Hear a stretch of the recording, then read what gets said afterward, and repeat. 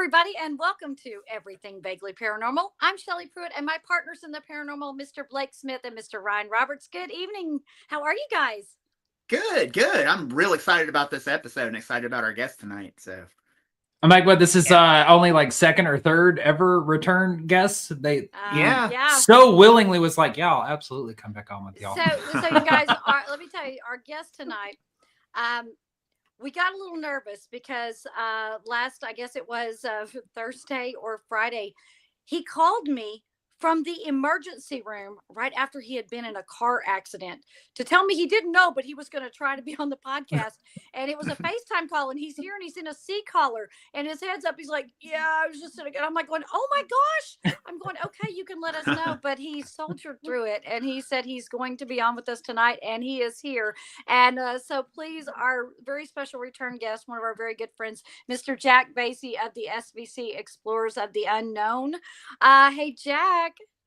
Hey, guys. Hey, you're not looking too much worse for the wear. What in the world happened to you? Well, some people in upstate New York don't realize we have four-wheel drive, but not four-wheel stop. And unfortunately, I got rear-ended by a drunk driver. Don't drink and drive is the lesson to learn from this. And basically, just I'm kind of hung up for a little while, but going and getting doctors checking me out and working on stuff, and that's basically all I can really say. I know, lawsuits now, right? I got you. So, but yeah, I'm telling you, you scared the hell out of me when I see the FaceTime call, and I'm going, oh, this can't be good. And then I see you, and you're like all, and you called me like while you were still in the emergency room waiting on the doctors. Yeah. Well, all I could think was like, okay, what is happening? Am I going to go into surgery? What am I going to be in the hospital for like weeks? I'll call Shelley. Well, yeah, I'm the kind of person I want to give you a heads up enough time to make sure that you know that, hey, I might not be there, but everything, I'm moving forward. I'm going into physical therapy and all that stuff. I'm just happy my dog lived. My dog almost died in the car accident. He became airborne and was about to go through the windshield, and I had to grab him and put him back down. And so luckily, no loss of life, even though it was a pretty bad accident. Doing just. Man, I tell you, you look a lot better than you did that day, and I'm glad that you do, and I'm glad that you came out better than expected from that accident. Yeah. I had the paramedics and the EMT, the paramedics and the nurse say that I was lucky to be alive on that because he hit me at 70 miles an hour, and where he hit me on the truck, it was just the right spot where the truck took most of the cushioning, but then I got tossed, and me and JJ, luckily enough, I had my seatbelt on as well. Dang, man, that is drive you guys. No, and that is some serious reflexes to grab your dog like that to keep him from flying out. It was weird. It was like a slow motion moment, because I just happened to look up in the rearview mirror and saw the guy coming up on me. I mean, I was like, this is gonna hurt. Like, all I could think was I gotta aim the truck the right way, because I mean, we have wintry weather up here, and I'm thinking I don't want to go into a pole or another vehicle. And then I just looked over and I just happened to see JJ. It was almost like slow motion floating up, and I just went, nope, and I just grabbed him and brought him. Wow. Great. He's eating well. He's all good. So good. I'm telling you. And so you just have all kinds of excitement going on in your life. You got a new baby girl that's due here pretty soon. Yep. So excited. Congratulations. Thank you. I'm so thrilled. I'm super excited to meet her. We just got some photos in the other day from a scan, and she's got her sister's nose like identical. It's just, I can't wait. You seem over the moon about it. Well, now that we've caught up with you as far as the personal stuff, let's go into what's going on with the SVC Explorers of the Unknown. You and your partner, Evan B. Stone, who is the lead cinematographer for Josh Gase's show Expedition Unknown. And I understand that he's working right now, which is why he couldn't be with us. But tell us what you guys have going on. There's a lot going on, including we have another partner who is John Brigman. John is a 30-year military veteran.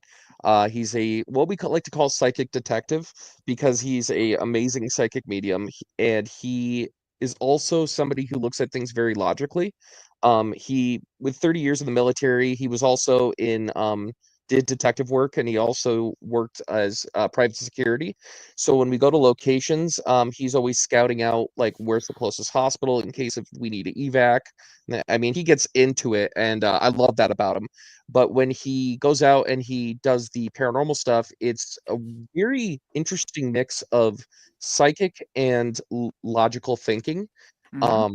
So he gets these readings, and then he goes, okay, now I need to I need to make sure that these readings are accurate due to historical records. So he's a really cool guy to work with, very down to earth. And we've been filming. We had them up just a couple months ago. We filmed some new episodes. We're working with a group called the Mohawk Mediums up here, and you may know them. They were on an episode of Ghost Hunters.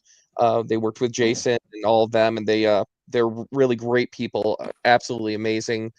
We've actually taken them to Oxbow and filmed some more stuff with Caroline Bonaparte's story. We've gotten some amazing, amazing results there.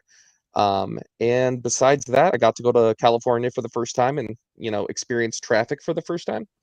You said you were going to tell us about this. Yeah, I'm from the sticks. I'm from upstate New York, and I mean it's the population of like you drive down the road, you see about 100 cows, a couple squirrels, and then you finally see a person again. So going to Los Angeles was something different. I remember waking up in the morning and telling Evan I want to go to Hollywood before we leave, before I come back, because I don't know how long it's going to be before I can get back to California. And he's like, well, it's about a 45-minute drive. I said, 45 minutes? How far away are we? And he goes, 6 miles. And I'm like, oh my god. What? Yeah, I was like, wait a minute. Hold on, this doesn't add up. And he's like, no, it's serious. Like it's 45 minutes, and it was. And that baffled me. But got to go to some really cool places. Including a place called the Adventurers Club. It's like the Explorers Club that Josh Gates is a part of. Nice. And Evan is also a part of the Explorers Club. But the Adventurers Club is, the best way Evan explains it is it's the drunk uncle version. Like, we're out there and we're telling stories about, when I was over in Nam and I did this and I did that. Like, it's all these amazing stories. But I got to meet a lot of amazing people there, and it is much more than that. It's absolutely incredible. There's really talented people that are a part of this Adventures Club, including one of the astronauts, Buzz Aldrin, is actually a member. Really? So we got to do the first paranormal investigation of the Adventures Club Los Angeles, and they allowed us to come in at night. And there's artifacts like shrunken heads. They had pieces of the Titanic. There's like stuffed animals everywhere, and I don't mean like a teddy bear. I mean like there's polar bears and grizzly bears, and it's insane. Animals. Oh yeah, taxidermied, yeah, all over the place. And it was a unreal experience.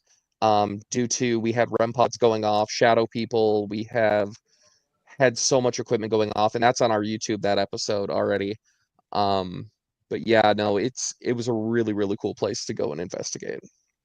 Dude, that sounds like it. I mean, I couldn't even imagine going in there and investigate all those antiquities and all that taxidermy stuff, dude. That's so freaking rad. Go ahead. Sorry. Yeah, no, go for it. Fine. I was gonna say, like, what was the biggest thing you guys happened while you were there? One of the craziest things that I had happen, we actually have a sponsorship for the show now, which is Elite Paranormal Society, and they make paranormal equipment. They're really great people. And they sent us this thing called a sentry, and I was setting it up in doorways to cover like the areas where people were, if we had like shadow movement, things were coming in and out. That was one of the reports, is somebody would see someone walking by the doorway and there'd be no one there. So I set up one of the sentries, and it ended up going off, and I saw a shadow of a person walk off to the right, and I take off running because I'm like, I know there's nobody there. And as I came around the corner, it was a like dead end. There was nobody in that area. Whoa. So that was probably one of the craziest moments. But was there we did have particular I'm sorry, go ahead. No, go for it. No, I was going to ask, was there, whenever you were investigating, was there any particular item in this, vast array of items that were in this location? Was there any particular item that was particularly like a hot spot, or one that you got a little more activity off of than the other? I would imagine like shrunken heads. That would be what I would think. It was the shrunken head. 100%. It was. Well, and the weird story about that, the shrunken head was donated by a member in like 1930, and it sits on the end of a tiki bar, and they have it in a glass display case. But it was like it would fog up because it was still had like skin and hair on it. I mean, it was really, the hair looked like it was still being washed. Like, it's so creepy how well preserved it was. And then on the other side of the room, there were these, I think it was like 8 Virgin Mary statues holding baby Jesus. Now they're both from Brazil, and these statues were actually given to the local like tribes and um towns to try to convert them to Catholicism, away from, the old practices. And this shrunken head was kind of like a representation of the old practices that they had in Brazil. And then you have the statues over there. So I set the REM pods over by the statues, and we had the SB7 going on. And I said, I believe it was Evan actually asked the question, is it upsetting you that they're over here in this big lit display case and you're on the end of a tiki bar? And it came through and said yes. And then all of a sudden the REM pod behind me goes off, and I'm like, right next to the Virgin Marys, it's going off. And I'm like, wait a second, okay, hold on. And throughout the night, we got intelligent responses from an entity, and we believe it was the woman that was the shrunken head. Really? Okay, hold on, because I was responding to a comment whenever you said the venue name. Where were you again at this?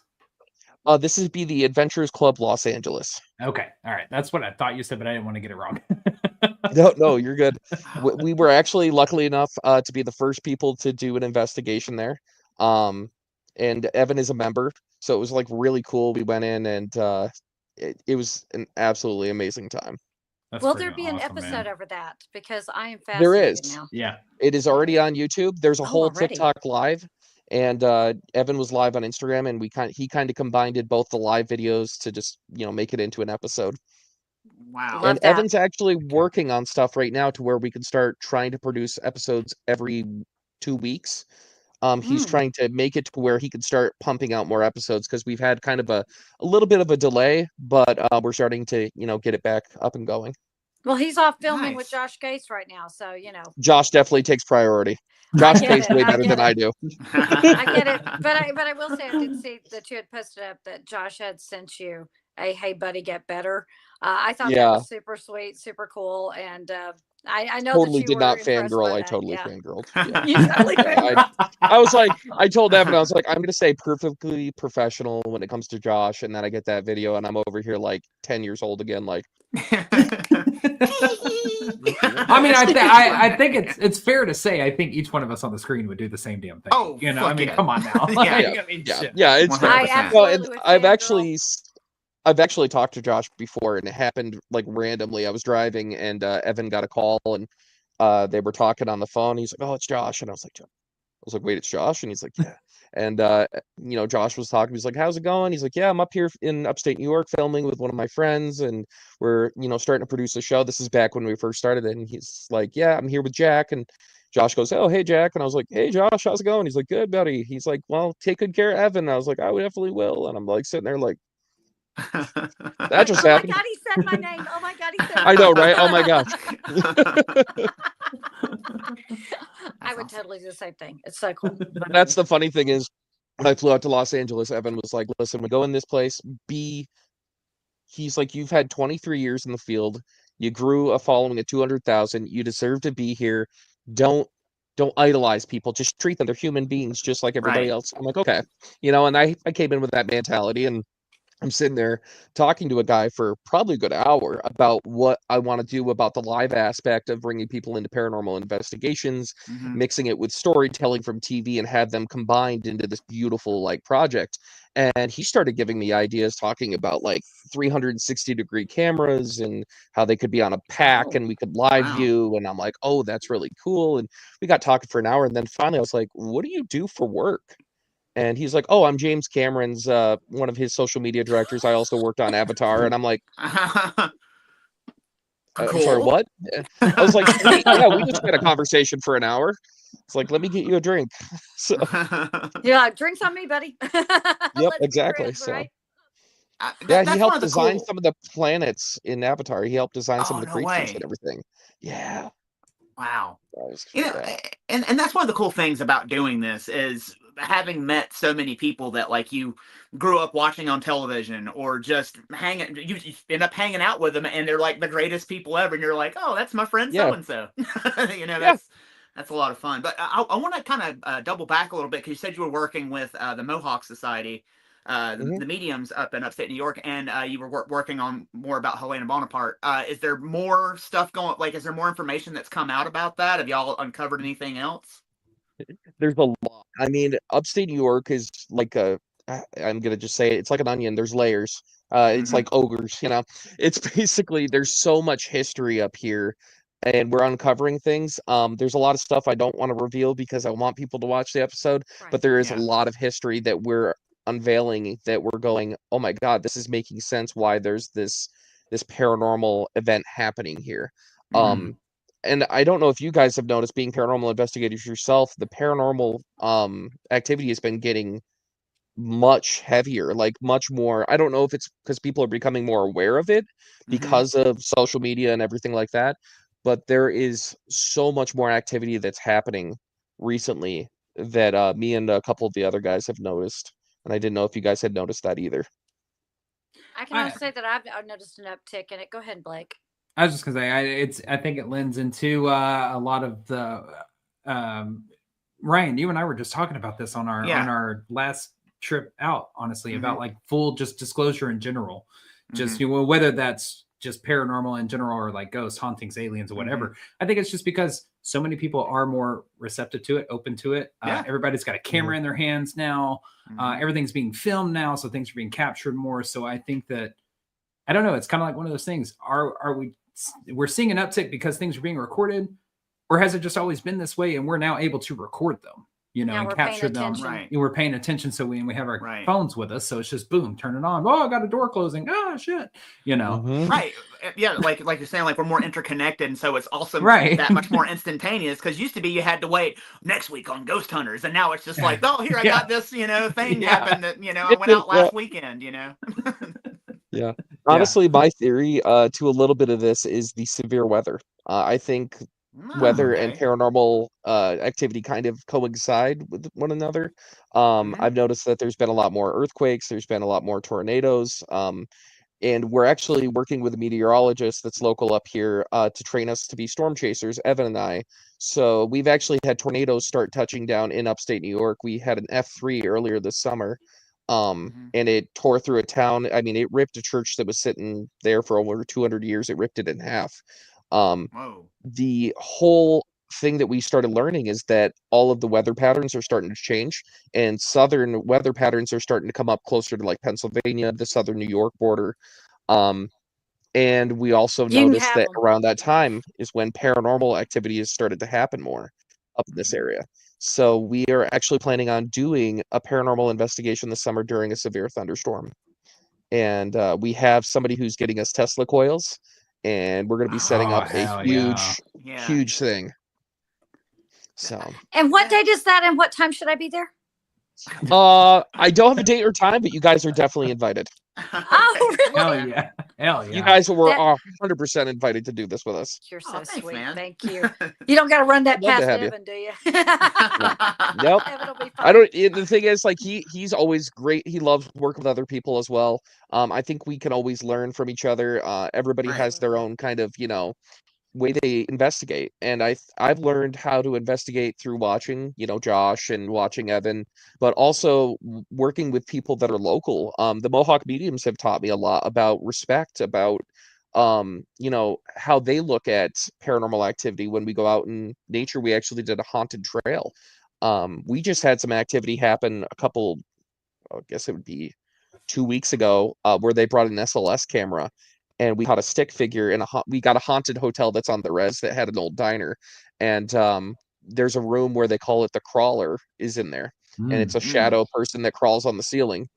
And I went up and we went into the room, and I was talking to Gahandawux, who is one of the members of the team. And we're scanning around with the SLS, and all of a sudden there's a stick figure on the ceiling crawling above her, coming towards me on the SLS camera.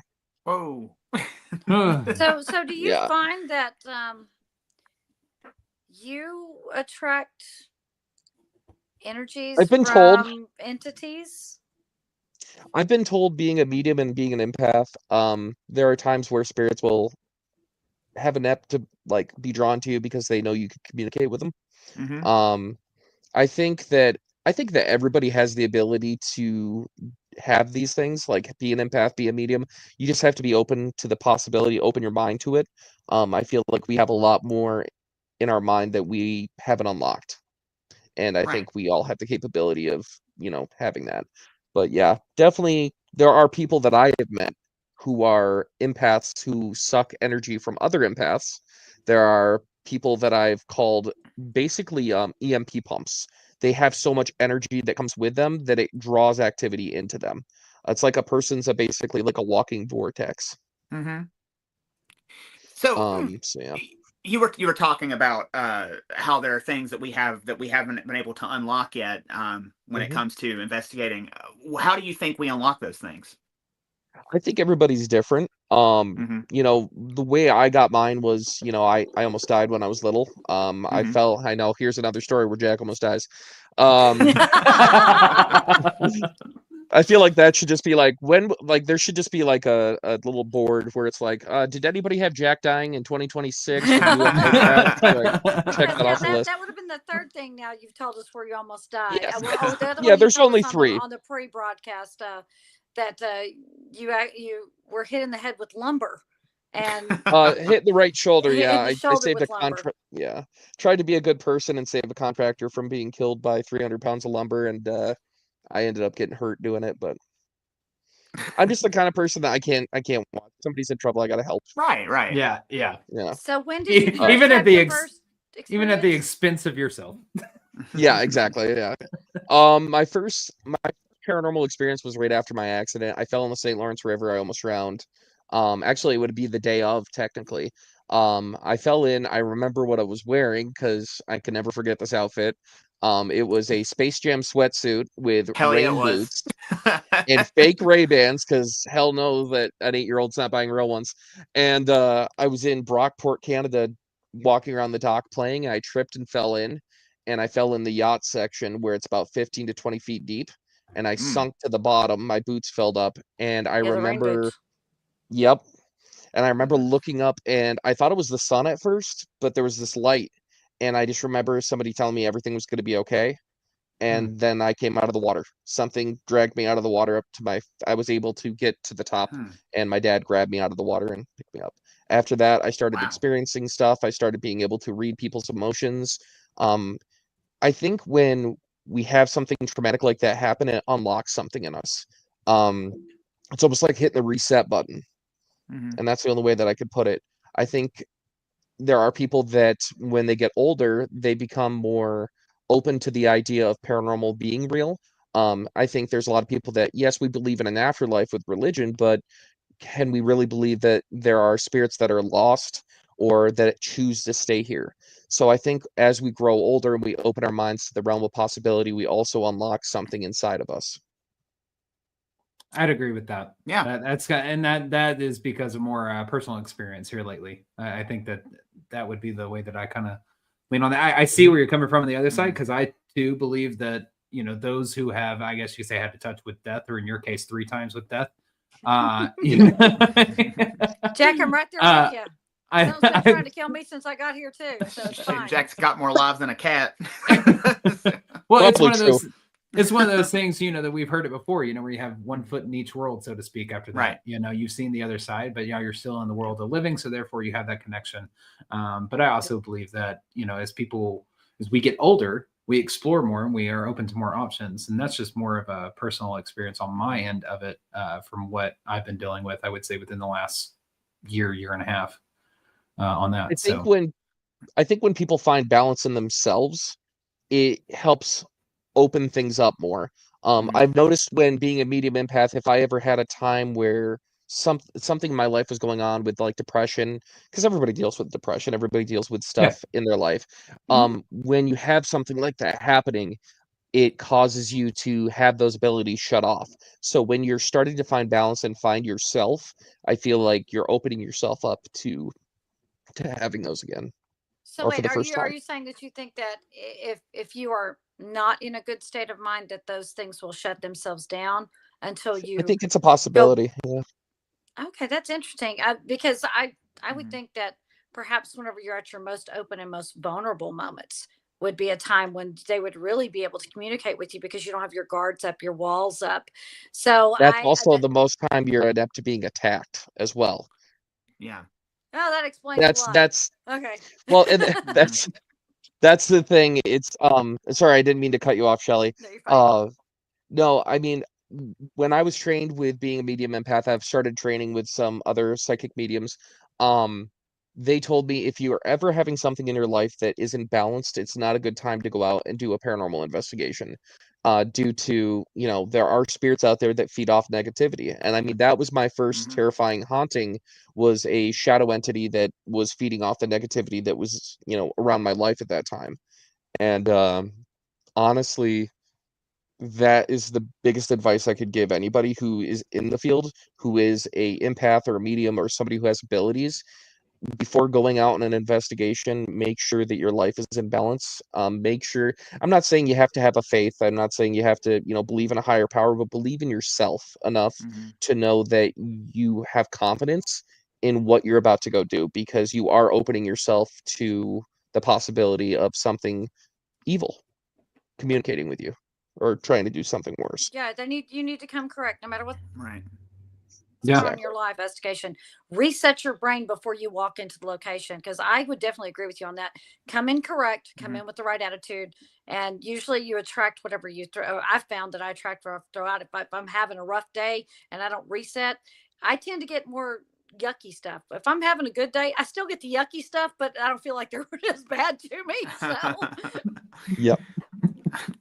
So we know that you have seen spirits and have experienced spirits. Have you ever experienced anything more extraterrestrial?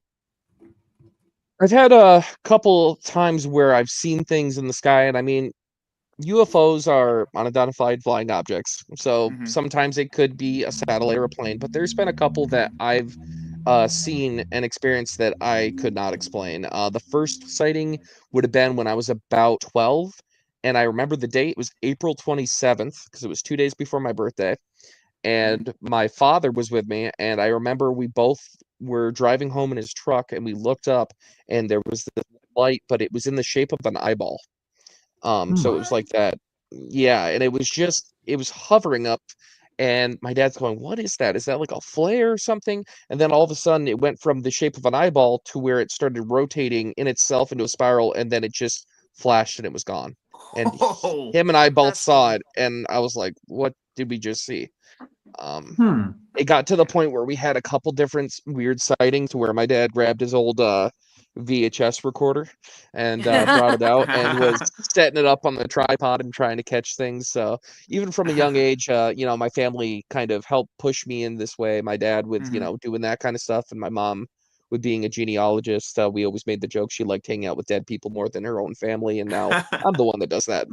So, but nothing has ever tried to communicate with you. You being a psychic and being a medium and tapped into that. Nothing from off planet or another world other than like a spirit has tried to communicate with you. Not that I know of. Okay. Not that I know. So no of. probing. Yeah. No, hopefully not. Jeez, I'm already heard enough. What's the next? Who's got Jack Vaisey getting probed on their bingo card for next year? I'm going to go ahead and write that let's down. Let's put that in the far distant future, please. I was going to say, I feel like that one would be straight up bingo. Like, bingo. And maybe that's the reason you survived so long. It's possible. Oh my God! Wait, what? Did this just aliens, become like a aliens aren't done with you yet. Listen, Ryan. No. Listen, Ryan has a way of doing that, right? Okay, because we're like driving down the road for our last investigation, and Ryan's like, he says something about like scoop marks in the skin, right? You know how that could be linked to like extraterrestrials and alien abductions and all that stuff. What? Like scoop marks, like little indentions, like in your skin, where like she's gonna start checking herself. I know. Like, no, seriously, I'm sitting here driving, and I was like. Wait, you mean like it looks like a scoop, like just scooped out? And he's like, yeah, it just looks like a little divot. And I was like, I have one of those. Ryan will do this shit to you.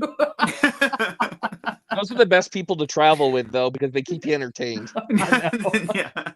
And then you want to chunk them out the window because now they've made you so paranoid that you can't focus anymore. That's fair. Well, I did send before we started, I did send a gift to Blake for you guys. Oh And yeah. Blake, if you want to show everybody that. Yeah, Oh, absolutely. I'm So excited. I already Yeah, got to this see it is because, of course, it exciting. got sent to me. So you did a logo La for di us. da. No. Yeah, shut up, You Brian. did a logo for us? You did a little Yep. logo for us. So this is the logo. Oh, that's so cool. Oh, Jack, that's awesome. That is I so love it. awesome. Thank you. I'm like, I That like is the vine. killer. I like the vines all on EVP. Like, Yeah, you know, that it's is just- so I do neat. too. it's really And I cool. can Jack actually has take had a that little out and extra send you time. just that as well, so you can have that as for like shirts or whatever. Oh, nice. Okay. Thank you. Oh, sweet. Oh, Thank that'd you, be man. a killer t-shirt. And then you also did like a moving logo as well. Yep. It may mute our mics for me to play this, but this is that. Oh no, it didn't mute our mics. Oh, that's so cool. Yeah. Yeah. So, Dude, thank you so much. That Thank is you, rad. Jack. Absolutely. That was so nice Yeah. of absolutely. you. Oh How many man. painkillers were you on when you made it? Not enough. Now, did that take you quite some time, or like is it? About 20 minutes. Oh, Really? shit! Yeah, I couldn't I'm do that in really- 20 years.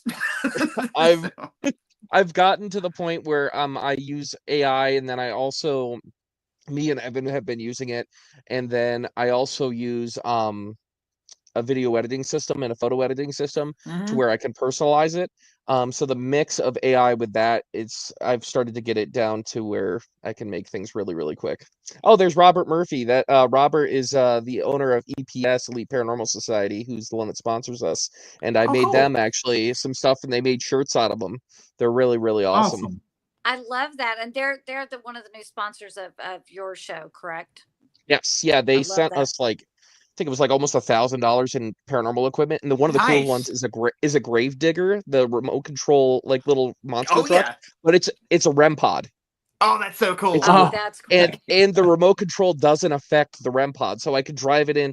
And I all I could think was when I was doing the cave investigation in Pennsylvania, where I had to crawl through a hole that was this big. Yeah. Man, I wish I had one of these. Where's the strangest place that you've actually, like you said, you just had to crawl through a hole in a cave to investigate? You know, we know that we have to go into a lot of places sometimes as paranormal investigators, and like my thing is I'll go climb in the duct systems, or I'll go, climb in the crawl space, or I'll go underneath the building. I don't care. Where's the weirdest place you've ever had to get to just because you felt drawn to that area? Ooh, that's a good question. I'd have to say it was the cave, but it was an area. So when we went there, it's a 3 million-year-old cave in Pennsylvania, and there's 24 miles of caves under there and only one entrance. It's called Black Coffee Caves, and Mhm. we were the first paranormal team to go in there, and they were like, "You have free run of the whole." Blake's something about that place, huh? No, Or you just- hell no. Like He's I'm the one on the claustrophobic. I'm the one on the team. Oh. I'll climb into coffins. I've climbed into more coolers on autopsy slabs, more tables. I've Haven't done we it all? all. Yeah, I've done all of that. Ryan is usually sitting back there going, Jesus, all right, I'll slide you in. But it's something about a little small, like trying to crawl through a little small hole where you can't see what's on the other side. I'll do it. I no, me neither. Yeah. I'm a big guy, so like if I get stuck, I'm gonna freak the fuck out. So. I'll do it. I'll go in. I don't That's care. understandable. No, I mean honestly, I've started to push myself a little bit more. It'd have to be that or the cave. There's an episode coming up where, and I can't give out too much, but Evan is working on it, where I had to crawl into a cave that is over millions of years old. And it's in the Adirondack Mountains because we believe something is in the cave, hidden in the cave, and I can't say much more because Okay, he's okay. told me Okay. to swear to secrecy. But that one was about the worst because the cave opening was only about this big, and my belly and my back were touching the rocks as I was going through. No. Yeah, there's been times where I've questioned my sanity a little bit. Where I've done stuff, but the one in Pennsylvania was, like I said, there's like 20 something miles of caves. It's a beautiful place. There's like rocks that actually glow if you hold a black light, and I loved that. So Is that because they have bioluminescence in them, or is there some kind of yes. quartz or crystal that's There's glowing? quartz and crystals and bioluminescence inside there. Okay. and there's like there's an underground waterfall in there. Like, it's huge. It's a massive place, and there's this room called the cathedral, and you walk in and it's huge, and there's actually holes in the wall where they used to set their candles, and the soot from the candles is still in the holes. Oh, that's awesome. Was it an And I was actual like, church that was in there, or was it somebody doing rituals in there? What can you not say? Can't say. I don't say, know, but I can Yeah. say that they have found arrowheads. They have found Native American artifacts leading miles into the cave. Mhm. Now all the other entrances had been blown up, so like animals couldn't get in, so you couldn't have, like, even mice don't get in there. Because the only entranceway is through the this big old farmhouse, and you open the basement door, and then you go down these concrete stairs. Next thing you know, you're in a cave system, and it's like something out of Batman. Whoa. Basically, that's all I can That's compare it cool. to. You can Yeah. look up the cathedral on the internet. If you look up the cathedral in the cave, you can find it. I've seen pictures of this, and it is Oh, it's incredible. beautiful. The reverb in there is absolutely insane. But I did catch something there when the other team that I was with, they walked down to like the far end of the cave system that you could access. And I went down another cave system, and I'm sitting there and I'm like, okay, and I start the video up. I'm like, Jack sitting here, EVP recording, Black Coffee Caves. This is EVP recording number 1. I was like, okay, here we go. And I about to set down the all I had was my video camera, and I set it down, and all of a sudden there's a growl, like Uh-oh. just like No. that from behind me, and I'm like, and my eyes just go. Actually, you know what? I might be able to send that to Blake. Actually, Oh, while we're sitting absolutely. here. Okay, I yeah. mean, Yeah. is Evan going to get mad if we show it? Oh no, it's already been up. It's already been up Okay. before. But it So- was Okay. definitely We one aren't of gonna get those you in moments trouble. where I was like, "What am I doing?"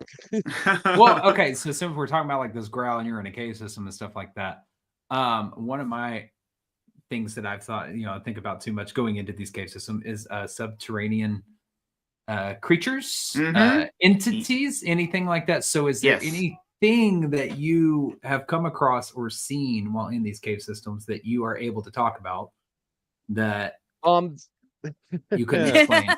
Yeah. There's not anything in that cave system that I've heard of, because they said that they don't even have any kind of animal. But there Mhm. has been some creatures that we've ran into up here that I really just cannot explain what they are. Up here we deal with, like I said, I work with the Mohawk mediums, and I'll find this video in a little bit later on. And as we have worked together, I have come across skinwalkers, I've come across wendigos, and I've come across the dogman and Janasqua, which is the stone giant. Oh, okay. Really? I've had experiences with every single one, and I never thought in the 23 years of doing this that I would. I can tell you right now, I'm not a skeptic.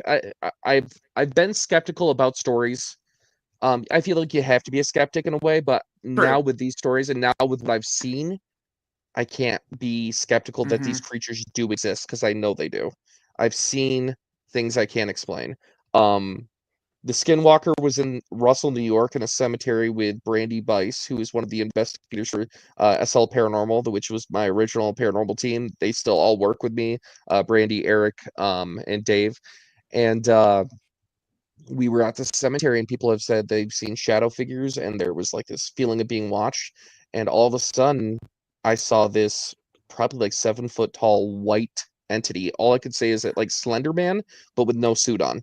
And it was like walking on all fours. The top arms were longer, so they met with the legs. And I caught it for a brief second out of the corner of my eye walking into the woods. And I said, Brandy, did you just see that? And she goes, yeah, what was that? And I was like, I don't know. And then all of a sudden, a black bear comes out. So I don't, and I asked the Huh. natives about this, and they were like, that's what the skinwalker does. He goes into natural, different animals around that area. And so I explained what I saw, and they said, yeah, I wouldn't go back to that cemetery. And we haven't been back to that one since, Well, and because you we would were have heard warned a not to. bear. You Dude. would have heard a bear I've Mhm. had prior black to bear come in seeing our, a bear. yeah, absolutely. I've had black bear come in the middle of our investigations. They are Mhm. very quiet. Black bears Mhm. are actually extremely quiet. But the thing is, where this thing walked in, the black bear would have attacked it because it was walking towards it, and it was bigger than the black bear. Or I would have heard a rustle between both of them. There was nothing. It was like it walked in, and it was literally like a 10-second, and then the black bear walked out. Well, do you feel like it noticed you at all? Oh yeah. We left right after that happened. Yeah. We were like, no. Because when the black bear came out, it like looked up at us, and it was like it wasn't like a bear looking at you. It was almost intelligent. Like it was like, do you see me before? And I'm like, okay. And I looked at Brady. I was like, it's time to go. And she's like, yeah, I don't want to be here anymore. Isn't it a bad omen to see a skinwalker? That's yeah. So did you have shit go sideways after you saw it, or look at him now? Oh. This was I years haven't ago, seen one right? recently. No, I did have stuff go sideways for a while after that. But things are better now. Well, somewhat, besides being hit by a truck. Did you feel like you had to make any kind of like, I don't know, apology, reparation for seeing it or for being acknowledged by it? Because I've heard stories about how some people say they've seen it and then they go to do some kind of blessing. They feel like they need to do a blessing or almost like an apology, like, oh, sorry, didn't mean to step in your yard. Did you feel like you needed to do any of that? No, I don't feel like I had to do that. I feel like it was more of the fact of I saged and smudged after that. Okay. And we didn't go back out of respect because we feel like that area behind the cemetery, the woods there are its home. So we kind of try to stay away from stuff like that. The Wendigo incident was on the Mohawk Reservation. And I actually sent this to Ben Hansen from Fact or Fake Paranormal Files because me and Ben have been friends for a couple years now. And I sent the footage to him, and he was like, dude, that is insane footage. And it was of an entity coming out of the woods, and you could actually see a visible shape, white shape, coming out like this. And the woman that had me come there, I guess it would be her husband now, who was non-native, was living in the house and was getting sick really, really bad to the point where like they didn't know if he was going to make it.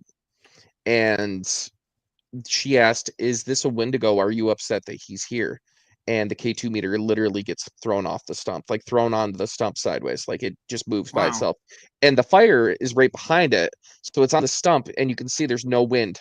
The fire's straight up perfectly fine. This K2 meter just goes all the way to red and then gets pushed sideways.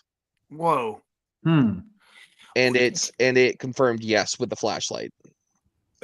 What do you think that are these things trying to protect that land, or is it just we live here, just don't come over here? We're not. I don't know. Like, first, did he make it? Did he live? Yes, he did. Now? Yes, he. Okay, he is. He is. He is fine. That story first. Okay. Yes, he is fine now. They had what's called a feast. It's a ceremony to show respect to the the not only the elders but anything that's protecting the land. He was basically welcomed by the people that live there, and because he was welcomed, he ended up feeling better, and he's fine now. He's perfectly fine. But they haven't had any hauntings on the property since, which is the great thing. Okay, so it was because he was non-native, and they didn't. Okay, so sweet. It didn't like that he was there, and then now that they did the feast and it's accepted him, it's left the family alone. Wow. Okay, and the last one. Well, no, hold on, because I want to hear about this one. The last one you said was Dogman. Dogman one was. What the hell is you're running with Dogman? Same place, location in Hogansburg, New York. Mohawk is the Mohawk reservation. It's actually my cousin Dave. His family has 70 acres in Hogansburg, and there's swamp and everything out there. And they actually have a wolf print that they've cast, and it's about this big around. I mean, it's about triple, if not quadruple, the size of an actual wolf's print is supposed to be. It's massive. It's almost the size of a small bear is how I would compare it. And well, the people that own the hotel that is adjacent to Dave's family's property was talking about how he has seen a giant black wolf on the property. And at one time it actually got up on two legs and walked away. And I was like, what? And he's like, yeah, it stood up and walked away on two legs. He's like, would you like to go back there? And I'm like, yeah, let's do it. So Dave came with me, and we drive out to this property, and I remember that we were there for 6 minutes and 45 seconds because the live ended at 6 minutes and 45 seconds. that's because something actually ripped the antenna off the top of my truck. And let me just tell you, the top of my truck, to get there, I'm 6'3". To be able to reach the antenna, I have to open my door, stand up on the side of the truck, and really lean over to get to my antenna and move it. We sat there in pitch black. We had an infrared light on, and we let out some whoops and some howls to see if anything would come by. Of course, we're being idiots. We're sitting there making jokes, laughing back and forth, because that's what you do when you're on an investigation. Right. And all of a sudden, this antenna gets ripped off the top of my truck.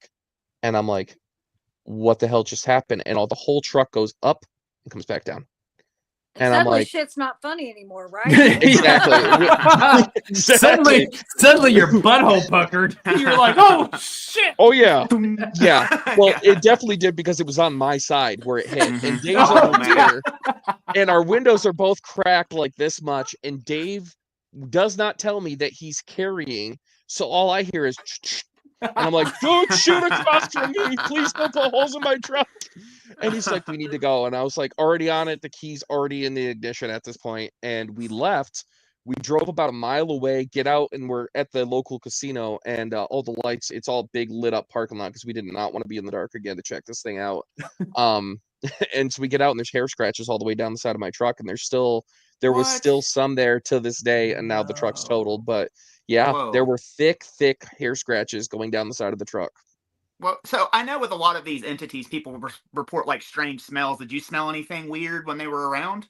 It happened so quick, we didn't, but the guy that owns the property, they're working on building a new garage and house back there. He said one night they were having a party, kind of getting everybody together to help out, and then having a party after. He said, I had to use the bathroom. There's no plumbing in the place, so he went out and found his local tree, and he was doing his business, and then all of a sudden he said he felt breath on his neck, and he smelled what smelled like rotten fish and like bad meat. And he said, I went to go turn, and then as I turned, this thing was gone, but I saw something big and black running through the tree line. And it apparently was so close that when he came back inside, people could smell it on him. Oh shit. Man, I bet he did his business a lot quicker while he was out there. I don't even think he got unzipped, to be honest with you. So I'm pretty sure he was wearing it. Yeah. So I'm pretty sure I would have too. Yeah. So my question is, how did you discern that this was a dog man as different from a skinwalker? Because I've heard stories of the skinwalkers morphing into big black, dogs or that will stand up on two legs and walk away. Are they kind of the same thing? I mean, they're kind of the same thing. They're kind of the same thing, but at the same point, they are separate entities. I've heard stories of skinwalkers being wolf-like bipedal creatures, and then you have the dogman. Some people believe that they are the same, and then there are people that believe that they are a cryptid like Bigfoot, and that they are not shapeshifters, but a form of bipedal wolf. If you think about it, if you believe, and I'm not saying I believe in this, but if you think about the whole evolution stage where we came from apes and monkeys, what if there was a humanoid creatures that evolved from wolves and apes but came and went a different way? Because you also have Florida that has this thing called the lizard man, and if you've ever heard that, I know it sounds crazy, but I've actually got to talk to a couple of people in the Everglades that have actually witnessed this thing, including a person that knew a woman that had her car ripped apart, and they were saying it was a pit bull. But then when they went and they checked the teeth on the hood of the car, that it was actually reptilian. I don't know if you guys ever heard that. Oh yeah.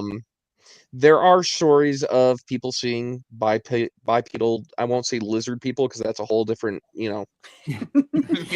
whole different discussion. Yeah. It's a whole different rabbit hole. Different episode. It's a different episode. That'll be the third episode I'm on. No, I'm just kidding. But yeah, no, there's. I guess my thought process is, if there was an evolution of these creatures, of primates that have lived in the wild and wolves, if they're going to try to evolve to keep up with us, maybe this is their evolution. It's just a thought. We'll never know everything. Yeah, I believe it was a dogman. I've ran into the skinwalker a couple times, and that is I think being an empath, you get that feeling that you just kind of know. So I can't say that I can logically say it's this or it's that, because we won't ever know everything about the paranormal. I think that's what intrigues us so much. But the feeling I got when I saw the skinwalker with the bear situation was a feeling of I shouldn't be here. Fear, I shouldn't be here. The feeling with the one in the truck was, it was like that dog man was going, I can get close enough to you without you knowing. I felt more hunted than I intruded in somebody's area. So that's why the feeling was kind of different. The dog man one was almost intimidation. I got close enough to your truck where you didn't hear me. I like ripped this off your truck. Get out. You know. So and that's what I've heard. It's similar. Sorry, Brian, I didn't mean to cut you off. But you're fine.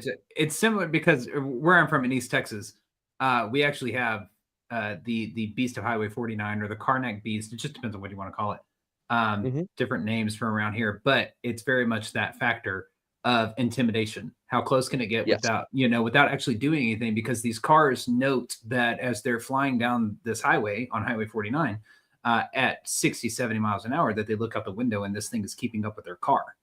And it's right outside the window, and it's just straight up intimidation factor. So that's pretty interesting. You noted it like that, because you're basing it on a feeling. What? Yeah. And I think that's the hard part about the, I guess, classification of these cryptid animals, is because I think it has to go off of those different type of tactics as well as feeling too. Yes, because you read through these stories of, it's like the difference between Yetis and Bigfoots and Rougarous, and things like that. They each have a different kind of characteristic of how they approach people, as well as kind of that gut feeling you get whenever they're around. Right. There's some that are more aggressive and some that aren't. Yeah. Yes, absolutely. Yeah. So have you ever investigated a Bigfoot area? Have you ever gone on a Bigfoot hunt, Jack? I've been doing that for about 23 years as well. My first Bigfoot sighting. Yeah, I know. I've been doing a lot of this stuff since I was very, very young, because I didn't have many friends, and I was like, heck, let's go do it. I don't care. I can do this by myself. Sorry, I'm just going to take a drink real quick. You're fine. Go ahead, man. That just seems like that requires camping, and I'm an inside cat, and I'm bougie. So I don't like outside. My first Bigfoot sighting was when I was 10. I was riding bikes with my friends. I lived on a dead-end road right outside of the Adirondacks, and we were mountain biking. About 2 miles back, there was these dirt area where you could jump over this little stream, and we had like these dirt. It was just a fun little area to break our legs, And it got dark, and we started riding back. We knew that we had to be back before it got dark.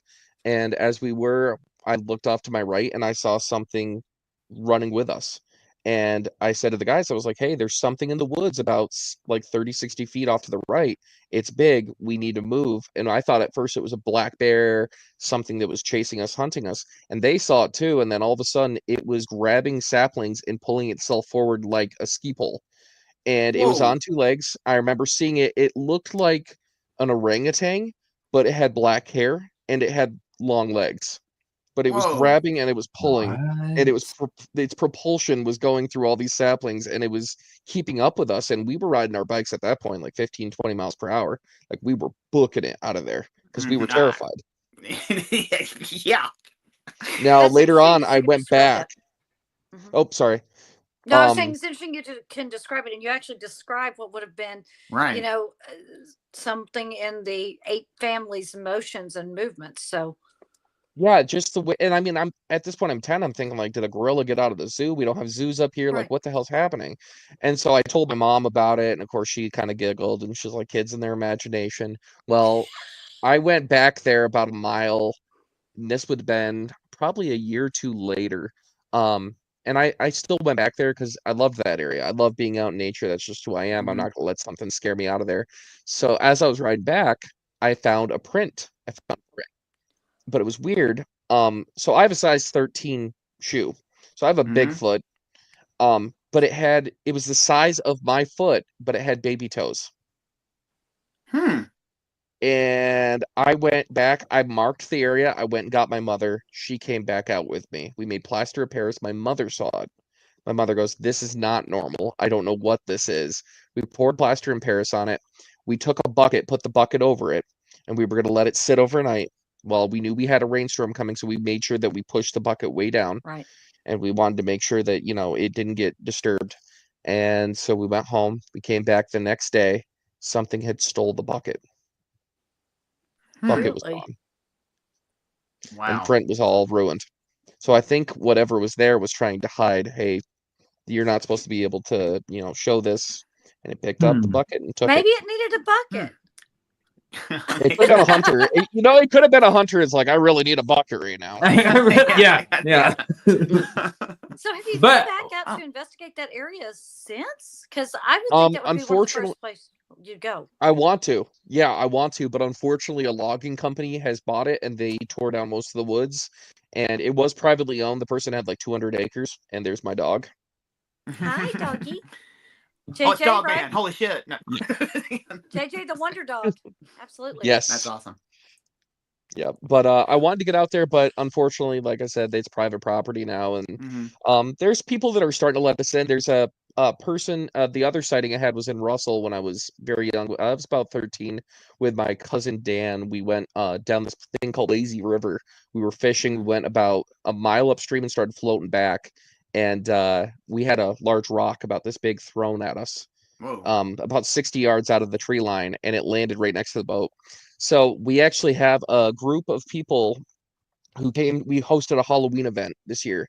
I did ghost tours. Evan was there. We filled the Rough Theater, which is one of our locations that's haunted, and we let everybody stay for a paranormal investigation. But we showed our episode on a 200-inch screen. Like, it was really cool. We had people show up, and there was a family that showed up, and they said, "Listen, we own 250 acres. We have a side-by-side. We'd love for you to come up. We have Bigfoot on the property." And I'm like, "Say less. I'm there." Did they really have Bigfoot on the property? We haven't done it yet. It's going to be spring. I think it's and pretty. I do have something really cool to tell you. Yes. We have a special guest that will be joining us on that investigation. Okay. Ronnie LeBlanc from Expedition Bigfoot is going to be coming up to work with me. Really? Oh, cool. Yep. Hell yeah. That's awesome. I love Ronnie. I've been chatting with him. He's so awesome, and really excited to work with him. And do you have a date for this? Is it going to be a public We thing? don't yet. I'm trying to work around Ronnie's schedule because I know he goes out and he does a lot of his stuff, and I want to make sure that he has time and we have the funds to bring him up here and have everybody properly, in place, because my house only fits so much. But what I was thinking is, if we don't do that area, I'm also thinking about, maybe renting an Airbnb cabin and all of us just doing this episode. I have a lot of new techniques that I'm going to be putting together for that episode. That's awesome. I love that. That is going to be so much fun. And again, you will, I'm assuming, or unless you're being super secret and filming it for an episode. There's a couple things I'm trying to get a hold of that are not something you can just order on Amazon. There's some things that actually Robert from EPS is helping me work on. And that's a new piece of paranormal equipment that's actually going to be a piece of cryptid equipment. Yep. So I can't say anything about that, but I'm trying to also, and this is really hard to get a hold of, I'm trying to get a hold of gorilla pheromones. Ooh. Oh, that's interesting. Yeah. Okay. You're gonna be a human Bigfoot trigger object, Jack? No. That's what Evan's for. No, I'm just gonna tell Evan it's a new clone. Elderly Bigfoot. Shelly, why does that sound like something we do to Ryan? Be like, Ryan, just try this on. It's a new clone. Yeah, it's a new clone. You're being voluntold. You're the Bigfoot bait. Go. No, I mean, we've had times when we've been walking, me, John, and Evan, when we were filming, and I was like, I'll take up the back. And they're like, why are you always good about taking up the back? I was like, because things usually come at the front pretty quick. I was like, if they come up from behind, you guys aren't going to know I'm going to be gone. I love that. So, of course, they can find you. Jack, where can they find you? Because I know that they're going to want to go. And if they haven't already, because, I mean, they should know from watching us last time, whenever you were on, where to go and find you. But tell them everywhere that they can find you, because I know that one of the first ones I think you guys did, and it was Caroline. Oh gosh, now I just forgot the name. Caroline Bonaparte Benton. Thank you, Caroline Bonaparte. I loved that episode. So fascinating. The history was in depth, and I loved the evidence you guys got. So that was one of my favorite ones still. So where can they go and find and see these awesome episodes you guys are producing? So we have a lot of different platforms we're on. The main place that I would tell you to go to is www.thesvchronicles.com or www.svcexplorersoftheunknown.com. That will have links to all of our different pages, but SVC Explorers of the Unknown is on YouTube, TikTok, Instagram, and Facebook. Make sure you go follow each one because each platform has individual things. Our website does have a Patreon link where you can come in and support the show. There's going to be perks to being a subscriber to our website. And I can kind of tell you a little bit about it is we're building a social media platform on our website where people can come in and tell their stories. There's going to be live episodes that are only for people who are subscribing on there. There's a lot of stuff that's going to be kind of in the works. There's going to be giveaways from our merchandise store. We have Amazon affiliate links to equipment that we use. And we're also going to be working with EPS on developing some special SVC paranormal equipment that will have our logo on it that they will create that will be available in our merchandise store. So that's something that's going to be on, the website. So I'm really interested in getting that cryptid detector or whatever it is that y'all are working on. You won't tell us. I can't say much because, like I said, I'm working with Rob, and he's a great guy. He's really creative with what he makes, and I'm excited to kind of put our heads together and see what we can create. It's like Frankenstein, You make sure you send me it. I won't tell. I just want to know what it is. Oh yeah, I'll tell you right now. They make some cool stuff. They just did a Native American drum REM pod. Oh, cool. And that one worked really well on the reservation. All of the REM pods weren't going off, but the drum just kept on going off. We've had an oil lamp REM pod, so it's something that is more recognizable to spirits from a different time period, which makes you kind of laugh because you think in about 50 years they're gonna have like the original iPhone as a REM pod. You're like, yeah, like it's gonna be like but so they have that, and that's awesome. It's a really cool piece of equipment, and I used that in Gettysburg when I was down there and did the Gettysburg orphanage. I have so many stories that I wanted to tell you guys, but I know we only have an hour, and I definitely want to come back and tell you more. Yeah, well, give us one more. Give us one more before because we know that you're in pain, and we're so grateful that you're here. Go ahead. Right. While you're thinking of that, just to touch on what you said about the original iPhone, I think Ryan, wasn't it you or Shelly? I think it was whenever we were exploring down in Yorktown this past weekend. I said, in like 50 years, it's going to be a museum full of nothing but like live, laugh, love. Freaking we're going to the museum of the pharmacy museum. Yeah, the pharmacy museum. Yeah. I think it's going to be great when the people are using the SB, in 90 or whatever they're going to call it at that point. And they'll be like, is there anyone here? And you're going to hear, what's up? Gang, fam. Yeah. To tell you one story that just happened recently, it was with the Mohawk Mediums. We were out on a nature trail, and we were actually going to this new nature trail that the reservation just built for the local people where they can go out and enjoy, the different scenery. And it was really, really cool place. And as we're walking, we decided to do the Estes method. And Aaron, who is one of the members, he sits down and puts all the equipment on. Now he's a medium as well. And I started asking questions, and just want to make sure my dog's okay. Sorry, he's walking around. Lay down, buddy. And so I started asking questions, and we noticed that the wind started to pick up. And one of the people went, are you an elemental? And he came through, and he has the headphones on, the blindfold on. He goes, yes. And we're like, if you're an elemental, prove it. And then all of a sudden, somebody was like, oh my God, there's a shadow to the right. We go over there, and the wind starts blowing towards us. And there was this light in the woods, and it's all like straight back is like, I think like 20 acres of just nothing but dark woods. It's this floating white light back there. And this wind starts picking up, and we started hearing like walking, and we started hearing voices out there, and I'm like, what is going on?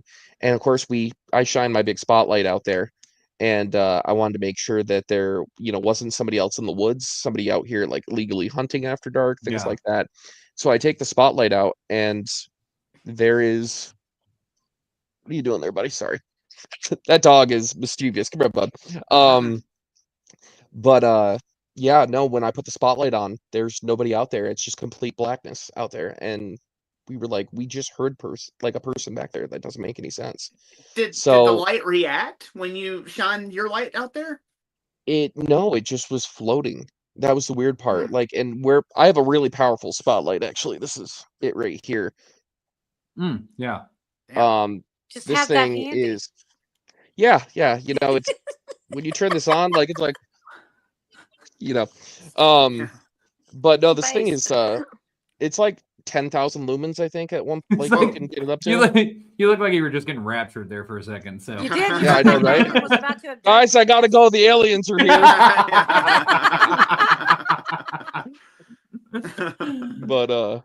But yeah, no, I mean, there's been some times where we've gotten some creepy stuff out here, and I can't really explain. Upstate New York, I gotta have you guys up to do do an episode up here, especially because it's different up here. There's just, even Evan says, like, when he first flew in, he's like, this is the place that people go to hide bodies. Like, it's creepy up here. I'm like, yeah, there's literally nothing.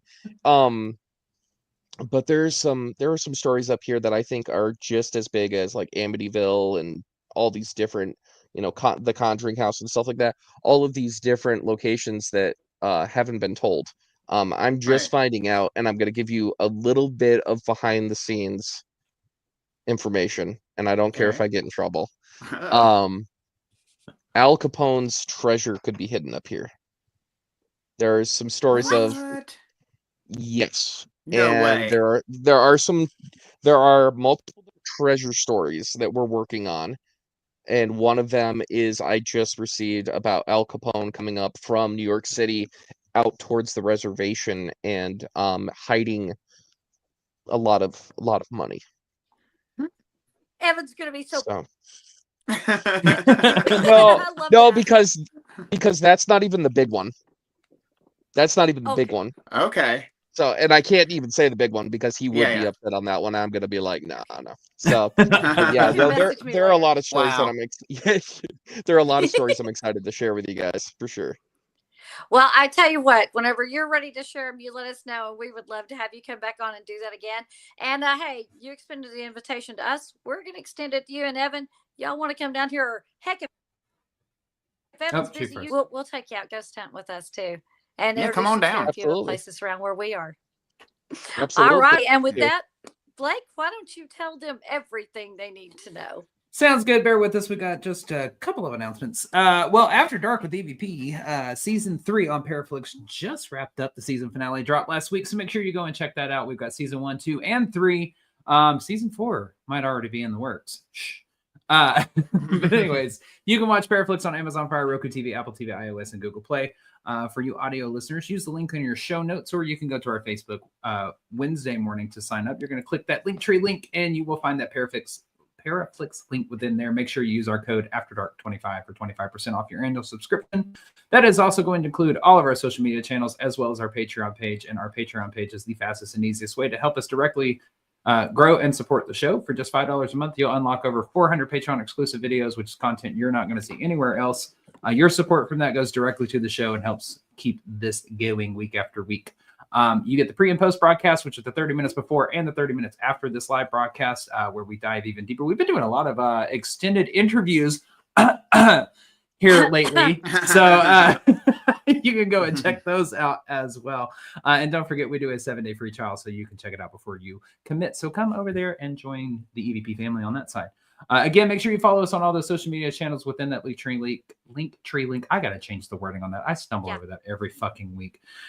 Anyways, and to you audio listeners, remember you can catch us live on video every Tuesday at 8 p.m. on Facebook and YouTube. We want to thank you all for our support, for all your support. Every like, comment, share, download, those help keep the adventures going as well. So make sure you tell your families about us as you're gathering around opening Christmas presents this holiday season. And remember, if you have a story, comment, question you'd like to share with us, you can send that to theevppod@gmail.com. THEEVPPOD@gmail.com. Go like, share, and subscribe to that YouTube page. So we want to thank our very special guest tonight, Mr. Jack Vaisey of the SVC Explorers of the Unknown. You can find him there at www.svchronicles, right? SV Chronicles. SVC Explorers of the Unknown. Yep. .com. Gotcha. Thank you for that. I have both of them written down. I just didn't know which. Yeah, they're one to both do. the same length. We bought both of them, and because originally the show was called the SV Chronicles, and then Josh Gates was like, "What does that even mean?" And Evan was like, "Yeah, So Josh was always bullied right you into about." changing it. Got it. Yeah, and it was a good move. It was a great move. Yeah. Explorers of the Unknown, I think, is a great name. So And Yeah. perfect. And also, thank you to Elite Paranormal Society for sponsoring them. And yeah, I want to see what they build. I want you to let me know. So we want to thank you guys for joining us tonight on Everything Vaguely Paranormal. I'm Shelley Pruitt, my partners in the paranormal, Mr. Blake Smith, Mr. Ryan Roberts. Thank you for being here. Thank you, Jack Vaisey. And as always, we will see you next Tuesday. Bye-bye. Bye, Bye, y'all. y'all.